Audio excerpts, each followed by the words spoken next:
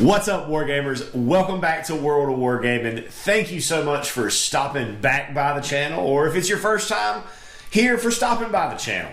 Today, we're going to be playing some more Reign in Hell. This is the game of demonic skirmish combat from Adam Loper over at Tabletop Minions and Vince Venturella. And I love this game. Love it, love it, love it. I love the activation system. I love its lack of crunchiness. Like, I like that it's just bloody, beat face combat. And I'm also a huge fan these days. More and more I find myself becoming more and more interested in games that offer these kinds of experiences. The solo campaign play. Like, I played video games my whole life, but here, past, year or two with, pandemic and everything else that's going on, video games just don't do it for me anymore, really. And these types of experiences really are filling that gap for me. So today we're going to be playing Scenario 2 from the Oculus Spear. Now, the core rules for this game here can be purchased as a PDF from Wargame Vault, or they can be purchased as a PDF plus this super nice printed version. I'm a sucker for having a book in my hand, so anytime I have the option for a print-on-demand type book, that's usually the one I'm going to go for. But it also comes with a PDF. But if you like having just stuff on your iPad or your phone or wherever, then the PDF is an admirable and fine option. This one is only a PDF, and it's pay what you want. The recommended price is $4. I think I gave him $5 because this is awesome. It's so much fun. So again, we're going to be doing Scenario 2 today, which is the Twisted Guardians. So if you haven't hit that like and subscribe button yet, hit that for me. Help me out. Help me help you. Help me grow so I can make you lots of more wargame content. Let's take a look at the mission as well as the AI and a little bit of the story. And let's get to rolling some dice.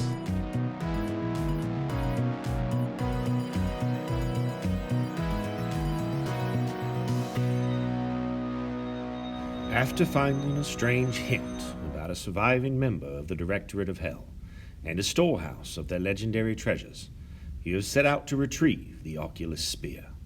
This weapon is a thing of legend and not lightly guarded. The Oculus Spear is far more dangerous than any sharpened length of metal, for the bearer is said to gain the power of foresight, able to see the twisting twine of fate upon the loom. The power and vision granted by the spear allows one not only to dispatch their enemies, but to see their enemies coming before even they themselves know they are enemies. The resting place of the Oculus Spear is a shrine guarded by a cursed group of Slaughter Fiends. Empowered and enraptured by the shrine, their only mission is to protect the sacred relic from any who would claim it.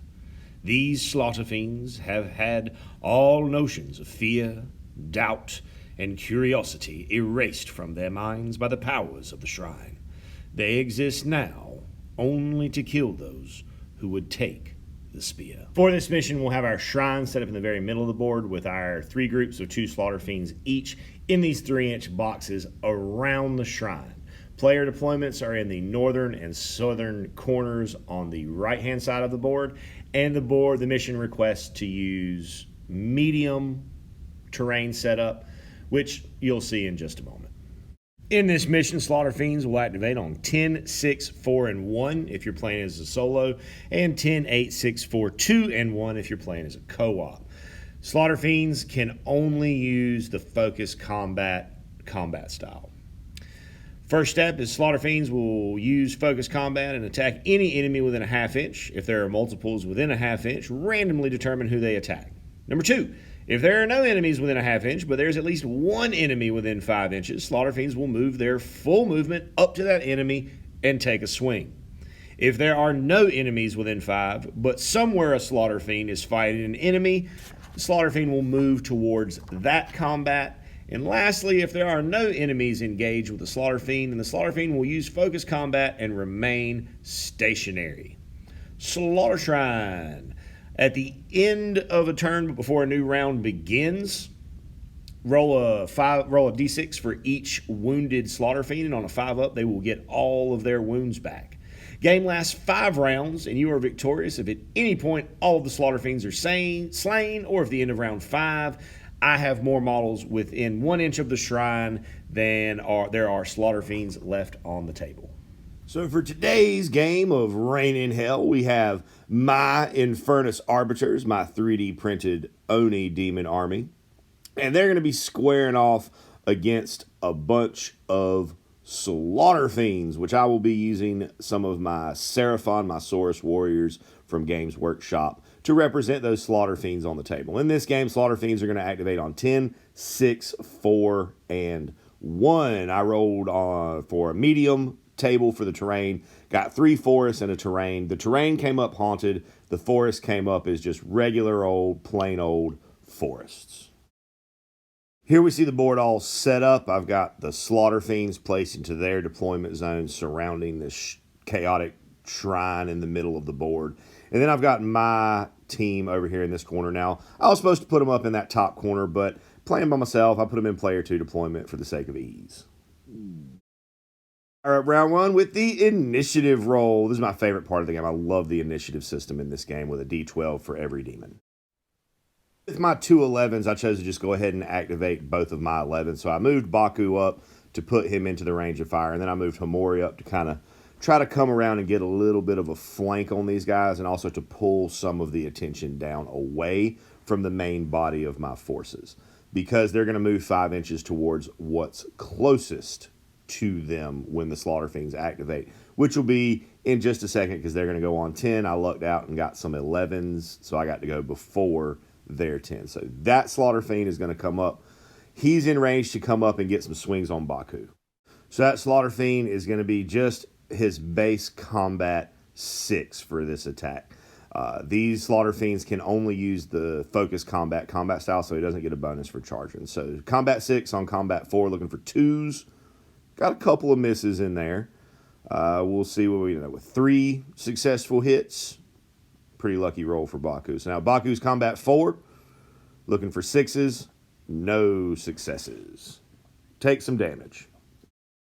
And our Slaughter Fiend buddy up here is going to follow suit, also making this 5-inch move, which will get him into range to attack my Corpulent Demon Baku. And I keep knocking these trees out of the way.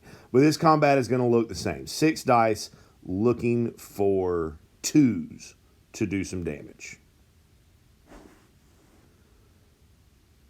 All hit. All right. Baku looking for 6s with his 4 dice. Oh, manages to block 2 of them here. Get in there, Baku. You don't want to go down early today, do you? Dropping Baku down to 8 wounds remaining. Slaughter Fiends will not be activating again until 6. I, however, have activations on both 8 and 7. So with my 8, I'm going to push Emma O up. She's got a chonking movement of 7. So I'm going to get her up and around Baku to lay some smackdown on those Slaughter Fiends. Emma O is normally a base 6 combat, plus 1 for the charge, plus 2 for being a zealot to give me a 9. I'm looking for 2s here. That's a lot of 2-ups. I think I missed 1, so pretty good. Let's see what the Slaughter Fiend can do. It's going to be combat 6 for the Slaughter Fiend, looking for 6s. Sorry for that bad camera angle. 2 blocks, though, taking 6 damage down to 3. My remaining activation on this 7 before the Slaughter Fiends get going, I'm going to move Shoko O up and try my best to execute that Slaughter Fiend. Shoko is base combat 8 and plus 1 for the charge against combat 6, looking for 2s. Drop dice never count, even if they're successful. Slaughter Fiend going to try to block with 6 combat, looking for 6s, gets 1 block. So we'll take, looks like 8 damage. Which, when we were counting the 2 damage from Emma O's hammer, which I forgot to mention earlier, that'll be a dead demon, which means I get a soul dice.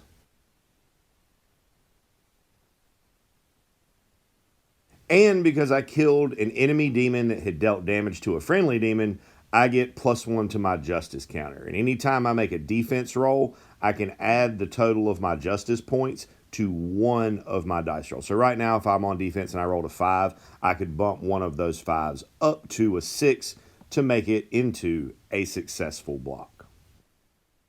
And my soul dice. Ooh, a 6. That's a good one. Onto the Slaughter Fiends, activating on their 6. We're going to have this Slaughter Fiend moving its 5 inches up in to get a swing on Emma O. It's going to be swinging at combat 6 on combat 6, so even match, looking for 3s. 1 miss, 5 hits. Let's see how Emma O recovers with her 6 combat, looking for 6s. 3 blocks. Spike that one a little bit, Emma. Thank you. I needed that there. I don't want you to go down now or really at any time. For the second activation for the Slaughter Fiends, we have 2 demons that are pretty much equidistant. We have this northern one, which is about 5.5, and then we have that one, which is about 5.5 away. So the rules say to randomize. So we're going to do an even or odd. Even for the northern demon, odd for the southern demon. Even, that's a 4. So the northern demon will move and try to... Oh, correction. It will not try to attack. That 5-inch movement is not enough to get it within the half-inch for melee range, which means it'll be a roll-off for activation 4. Apologies, I messed up the roll right there and didn't catch it on camera, but the demons did win that roll-off for activation 4. So this Slaughter Fiend is the one that is currently the closest to an enemy, so he's going to move his 5 inches towards Homori. Right there, and fortunately for me, being not close enough to get a swing in. So for my activation on 4, I'm going to activate Kirito. He's not really close enough to do anything, so I'm going to burn that soul dice I earned that was a 6 to add that 6 to his movement so that I can make a long bomb charge into these Slaughter Fiends. Kirito is base combat 6 and +1 for the charge, giving him a combat 7 to 6, looking for 2s. That's a lot of 1s. Okay, let's see what happens. Going for the blocks, looking for 6s. Well, no blocks at least, so I do push through the 4. This last remaining Slaughter Fiend on 4 is just going to move his 5 closer to Homori and his friend. My last 2 activations of the round are on 3. Slaughter Fiends are on 1, so my last 2 models are going to activate before them. And I'm going to push Kenshin and Okina over to the left to offer some support to Homori. Ending their movement right here at the backside of this force, ready to stage a charge next time they get to activate into those 2 Slaughter Fiends. Now that does leave 2 demons left to activate on 1, and both of them are just going to take their 5-inch movement to move towards these their engaged friends that are over here tackling with the other half of my forces. Ending up like so. Bringing us to the end of round 1. Now, before we go to the next round, there are some special things we have to do here. There is a chance that the shrine could heal these damaged Slaughter Fiends. So I will roll a dice for each of the injured demons. And on a 5-up, they get all of their health back. Rolling from north to south, first one gets a 2. That's fail. They don't get any health back. Next one gets a 4. They also do not get any health back. For initiative. Coming on 9954421. Not a great initiative roll, but not the worst initiative roll I've ever seen. The demons are going to get to activate before me on almost every step of the round. So we'll get it started with demons activating on 10. And on 10, we have several demons that are all in base to base with an enemy. So the algorithm says to randomize here. So we're going to do a D3 from north to south, 1, 2, 3. And a 3 is going to be this most southern demon. We'll do a randomize to see which one of those 2 of my demons it's going to attack. Even for Emba.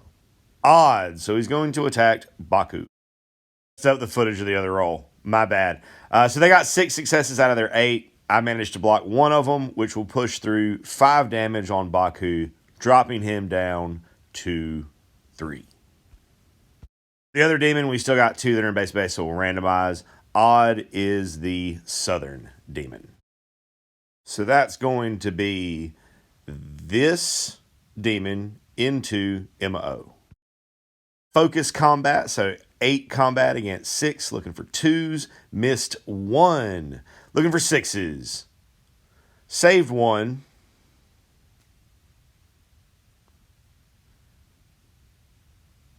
down to 5. Made it to my activation, and I'm going to activate Emma. And I am going to hope to roll some natural 6s.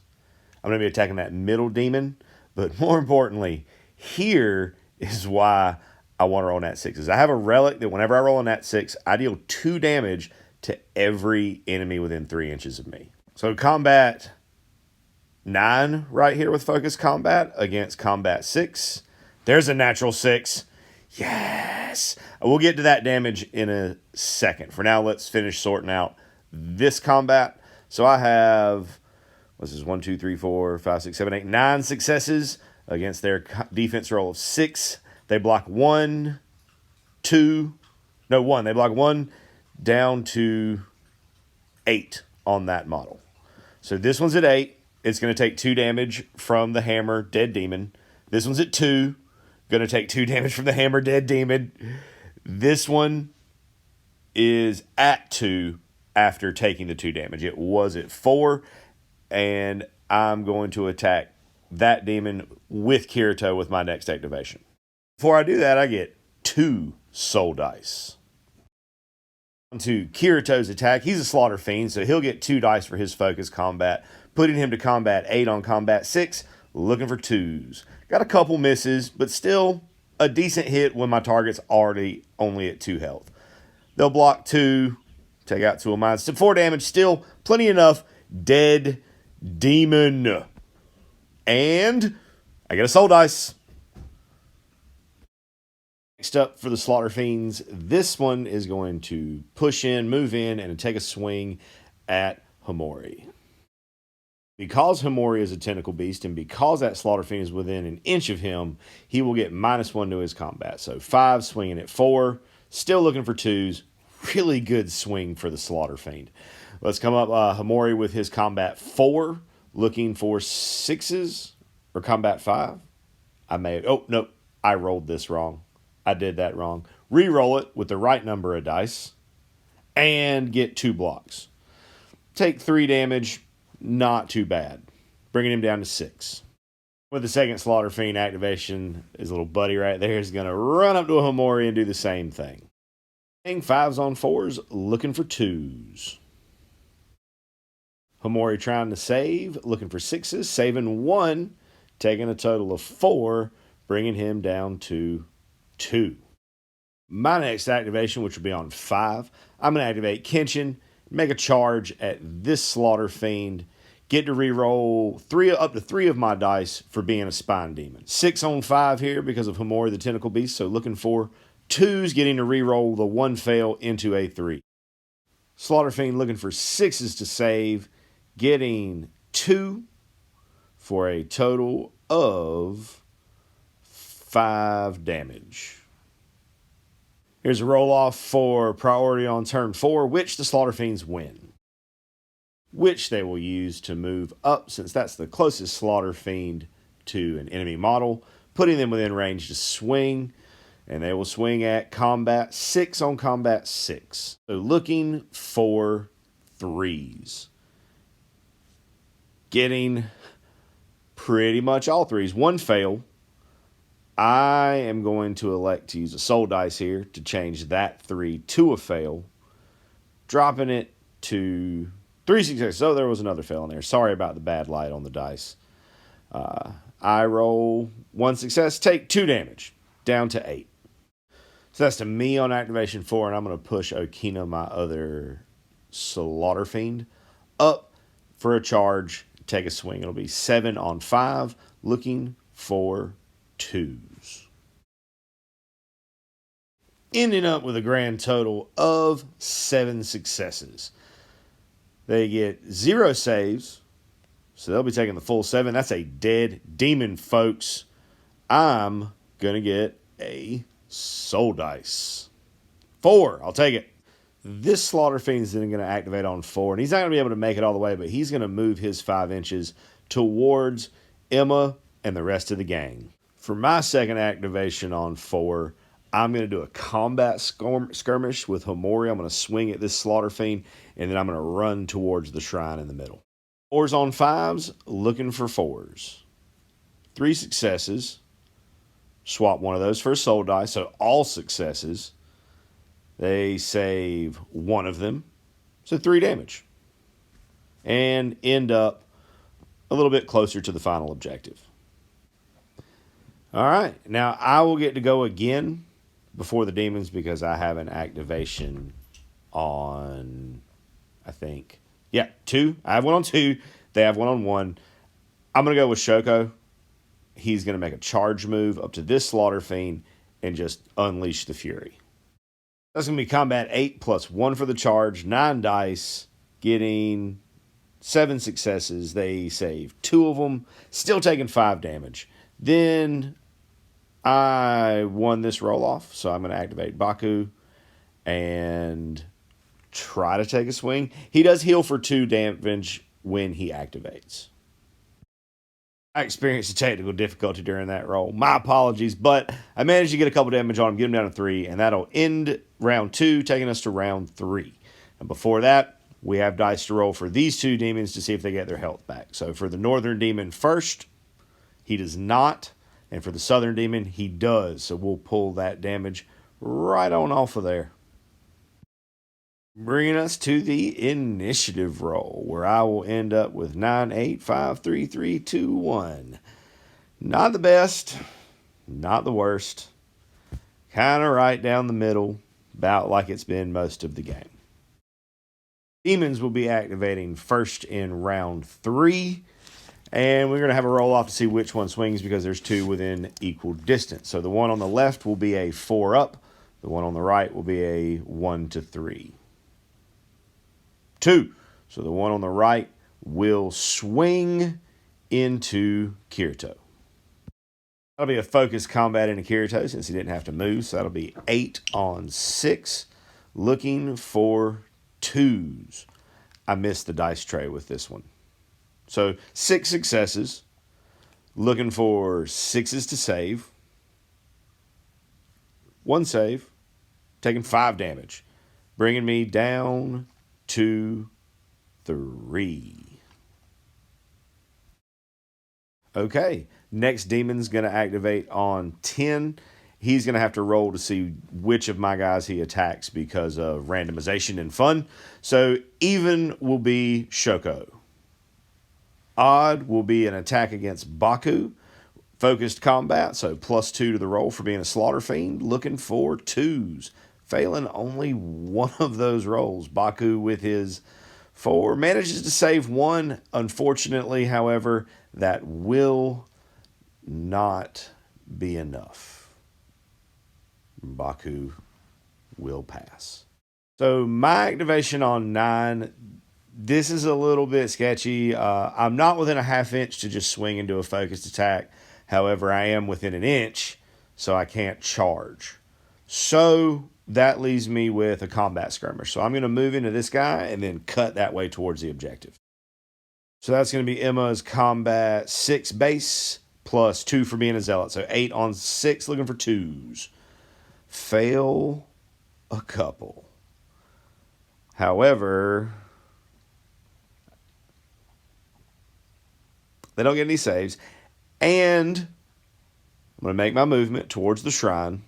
And I did have a natural 6 in there. So that will trigger my hammer and cause some havoc around this general area. Ultimately bringing the Slaughter Fiend that I attacked down to 2 and the one beside Shoko down to 1.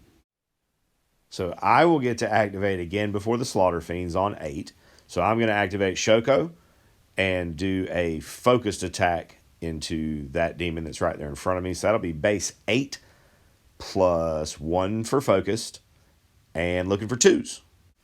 And rolling to save, no 6s.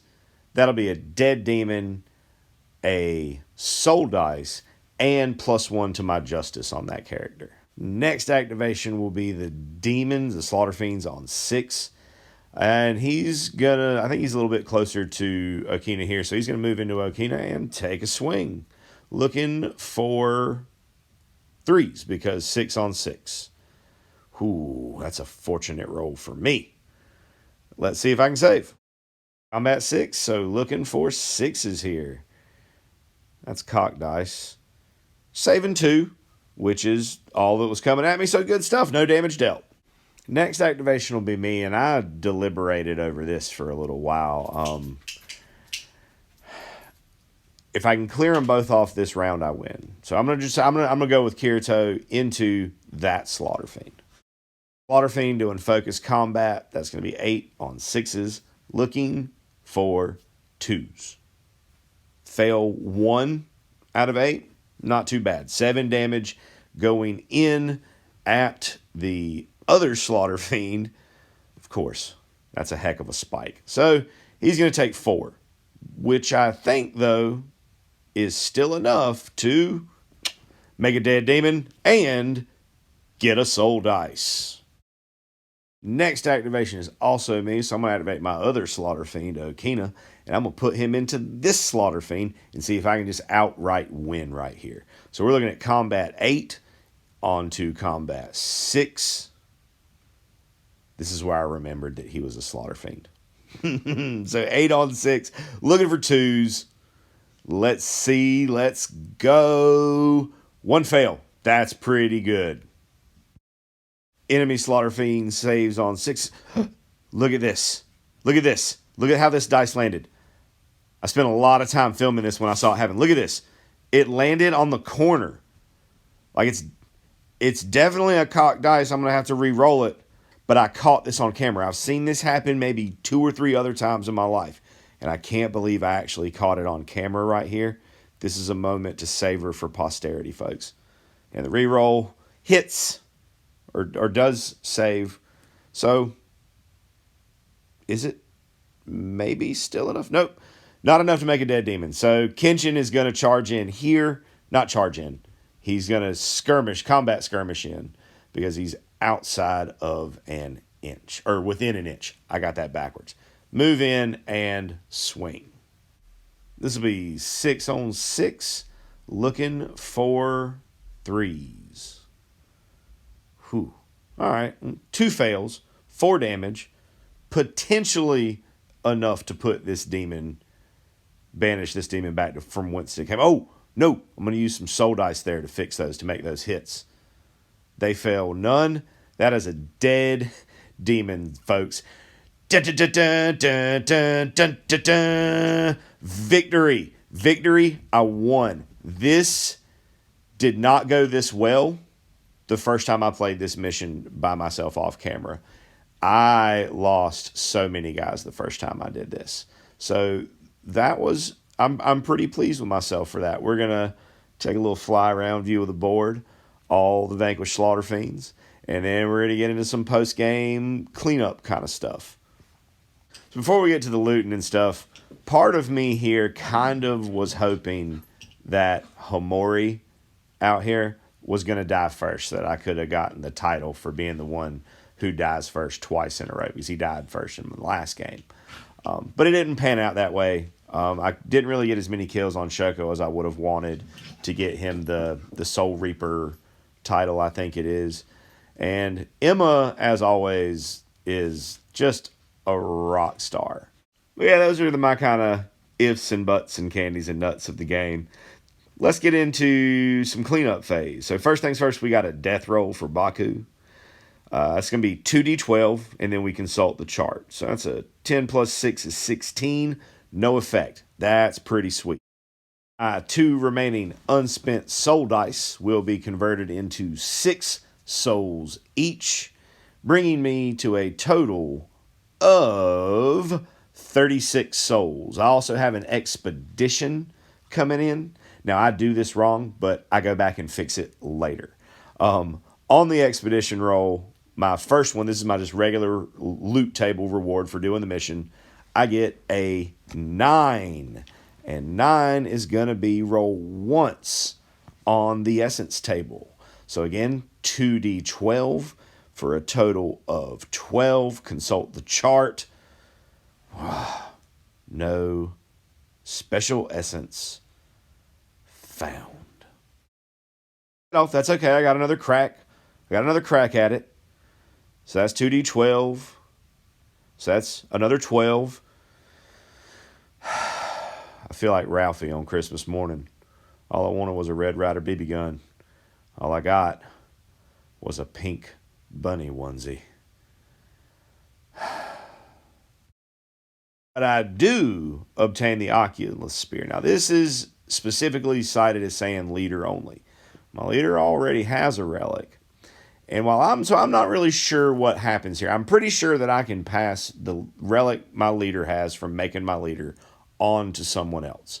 But if I'm wrong about that, please let me know in the comments, correct me, and I'll shuffle it around on the sheets and make do. But I think that I can pass off her relic to the other one.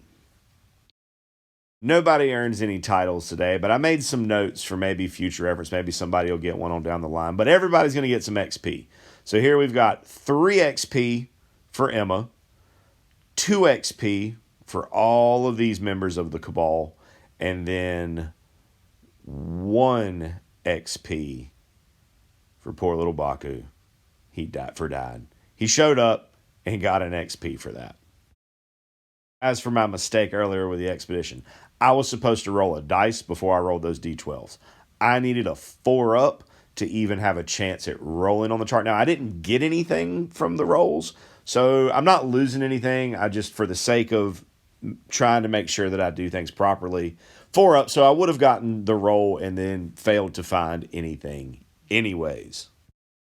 And lastly, I'm going to mark off that I've completed my expedition. I'm going to spend 10 souls to send out another regular expedition. And then hopefully after next game, I will have a better result. So that sums it up for Scenario 2 from the expansion for Reign in Hell, the Oculus Spear. I love this game so much. There will be a link to Snarling Badger Studios in the description if you want to order this game for yourself. If you enjoyed the video, please hit that like button for me.